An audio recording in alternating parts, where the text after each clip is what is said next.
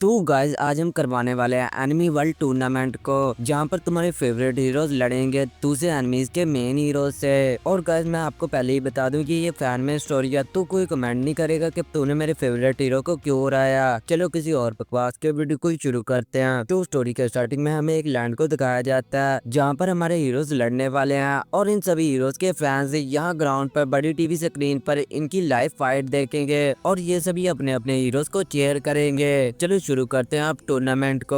तो टूर्नामेंट के स्टार्टिंग में हमें दिखाया जाता है अपनी विंड ब्रेकर की टीम को और अपने मेन हीरो साकुरा को, जो वहां पर कहता है कि अगर कोई मेरे करीब आए तो मैं तो उसे नहीं छोड़ूंगा। साकुरा ऐसा बोल ही रहा होता है कि तभी अचानक ही इनके सामने अपना जेनोस आ जाता है और वो इन पर अपना एक ही अटैक करता है। फिर हमें वहाँ पर स्पीकर में बताया जाता है कि विंड ब्रेकर की टीम खत्म हो गई है। भाई जेनोस के एक ही अटैक पर पूरी विंड ब्रेकर की टीम खत्म होगी। तो गाइस आगे पता नहीं क्या क्या होगा।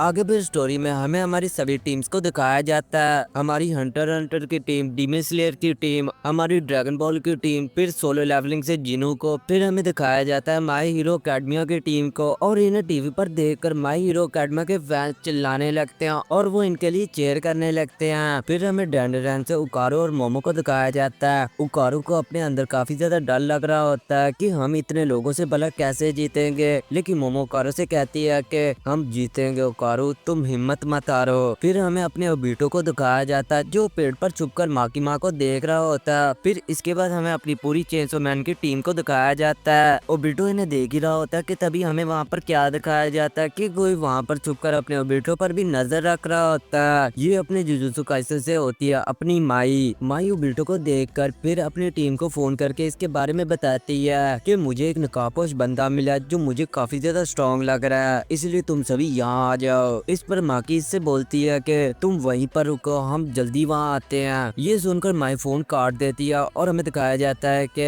हमारा ओबीटो माई को ही देख रहा होता है। पता नहीं भाई अब ओबीटो इसका पता नहीं क्या हालत करता है। फिर इसके बाद हमें अपने मैजिक वर्ल्ड की तरफ से मैच को दिखाया जाता है और इसके सामने होता है मॉब मैच की तरफ देखकर कहता है कि लगता है कि तुम मुझे हराने के लिए यहाँ पर आए हो। मैच बोलता है कि सीरियसली तुम्हें पता चल गया कि मैं यहाँ पर किस काम के लिए आया हूँ, चलो अब इस फाइट को शुरू करते हैं। ये कहकर मैच इस पर अपना पंच मारने वाला होता है कि तभी मोब अपने पावर को एक्टिवेट कर लेता है, जिससे मैच का पंच बीच में ही रुक जाता है। मोब फिर इसे बोलता है कि मैं खुद को और ज्यादा नहीं रोक सकता हूँ। ये कहकर मोब अपनी पावर्स को और ज्यादा बढ़ाने लगता है और कहता है कि तू अब गुड बाय। ये कहकर फिर वो अपनी पावर से मैच को जमीन में धंसने लगता है। मैच के फैंस वहाँ ग्राउंड में मैच की ये हालत देखकर काफी ज्यादा दुखी होते हैं। वहीं मोब के फैंस मोब की ये पावर देखकर वहाँ पर चिल्लाने लगते हैं और बहुत ज्यादा खुश होते हैं। फिर वहाँ पर मैच अपनी बॉडी को हिलाने की कोशिश करता है और फिर वो मोब से बोलता है कि तुम एक कचरे के सिवा कुछ भी नहीं हो। मैच फिर अपना पंच जोर से जमीन पर मारता है, जिससे वहाँ पर काफी बड़ा गड्ढा हो जाता है और मैच वहाँ से बचकर निकल जाता है। फिर हमारे फुल मेटल अल्केमिस्ट से होता है एडवर्ड और एल्फोस, और इनके सामने खड़ा होता है अपना महीटो इन्हें देखकर बोलता है कि जब मुझे तुम बच्चों से फाइट करनी है। फिर हमें दिखाया जाता है एक उड़ते हुए बलून को जिसके ऊपर अपना साइंटिस्ट सेंकू होता है और इसके पास आता है अपना रोचिमारू। भाई दोनों ही साइंटिस्ट है, अब बस ये देखना है कि इनमें से जीतता कौन है। लेकिन इससे पहले हमने अपने काइजू नंबर 8 से अपनी शिनोमा को दिखाया जाता है, जिसके सामने एक बड़ा सा कोलोसल टाइटन खड़ा होता है। शिनोमा और इसकी टीम इसे मारने के लिए इसकी तरफ तेजी से बढ़ती है। शिनोमा छलांग मारकर इसकी बॉडी के ऊपर चढ़ने की कोशिश करती है, लेकिन कोलोसल टाइटन इसे अपने हाथ से पकड़ने लगता है, मगर शिनोमा इसके हाथ से बच जाती है और वो इसकी बॉडी पर भी चढ़ जाती है। फिर वो इस कोलोसल टाइटन की गर्दन पर अपनी गन से फायर करती है, जिससे गोली कोलोसल टाइटन की गर्दन से आर पार हो जाती है और वो नीचे गिर जाता है। शिनोबा के कोलोसल टाइटन को हरा देने पर इसके फैंस बहुत ज्यादा खुश होते हैं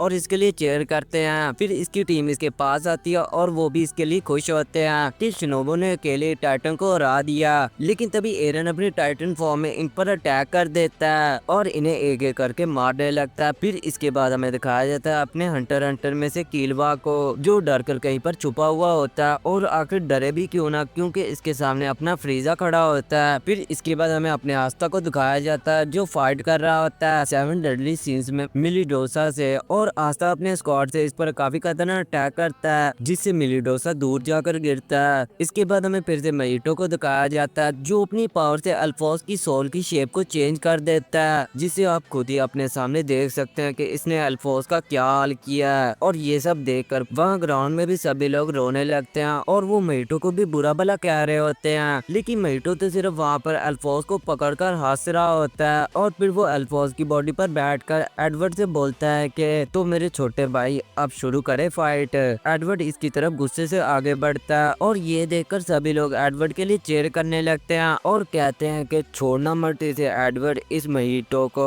फिर हमें अपने वेजिटा को दिखाया जाता है, फिर इचिगो को, फिर अपने गोकू को, जिसे देखकर सभी लोग जैसे पागल ही हो जाते हैं। फिर हमें लूफी और जोरो को दिखाया जाता है और बिग 3 के लास्ट में आता है अपना नारुतो। और यहीं पर इस स्टोरी का पार्ट 1 खत्म हो जाता है। तो गाइस अगर आपको ये स्टोरी अच्छी लगे तो इसके मैं अगले पार्ट्स भी जरूर लेकर आऊंगा। Good bye.